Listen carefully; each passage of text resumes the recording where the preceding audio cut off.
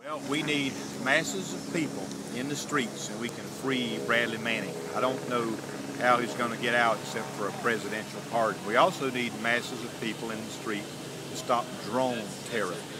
And let me just make a point about drones. Drones are not just killing people, they're spreading terror. All those children in all the countries, Pakistan, Yemen, Somalia, Iraq, Afghanistan, they look up and see the drones and they're terrified that they're going to rain missiles down on them. They all know that these things kill wedding parties and everything. So not only are we spreading murder and death, but we're spreading terror. Is that what we want? If the people really knew where they stand for that, people need to wake up and stop watching movies, stop talking about sports, and start talking about something important. That is, what are they doing on planet Earth to stop this massive destruction and out of control insanity that is going on now at the highest levels of the U.S. government?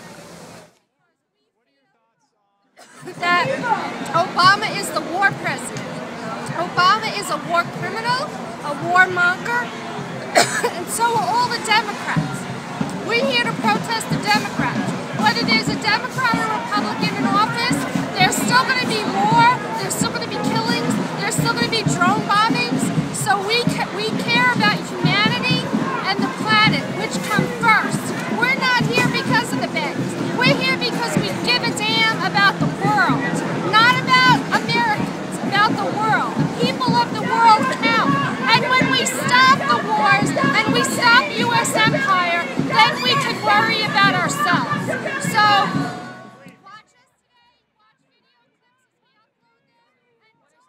Jill McLaughlin traveled from Chicago with a mock-up of a U.S. attack drone to dramatize her rejection of U.S. policies in Pakistan and Afghanistan.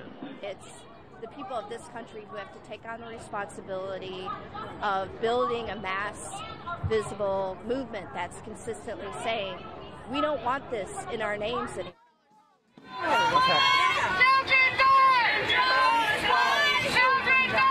This is a model, an eighth of the scale model of a Reaper killer drone.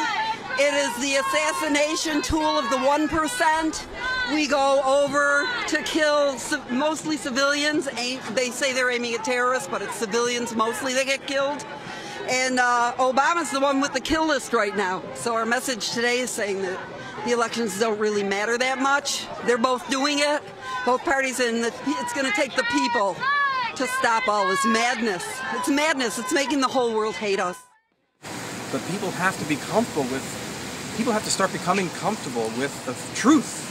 The fact that our government, our foreign policy, is a homicidal force. And that has a lot in common with the Occupy Wall Street movement, because the Occupy Wall Street movement is fighting greed, right? So corporate greed and its hijacking of our culture and of our government systems, which is also, without hyperbole, a homicidal force.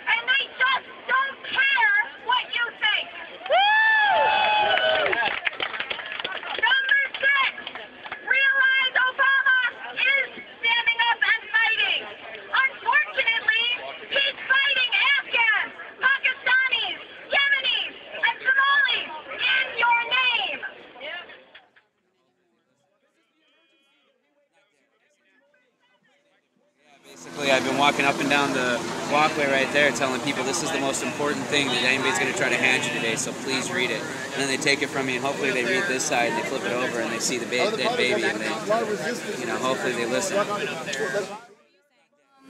They're saying it looks so innocent from the side. It's just a picture of Earth. It almost gives you a feeling of power to look at the Earth as being such a tiny little thing on here. Why don't we flip it over? It's like, this is what you guys are responsible for. How are you supposed to answer for this?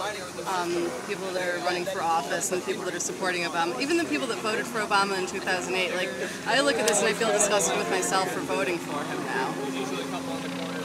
Well, what are you doing now? I'm protesting the war. That's what I'm out here doing. And I hope that we can overturn the entire two-party system because it's so broken that nobody has any power whatsoever. It's sort of like what Emma Goldman said about if voting actually changed anything, it would be illegal.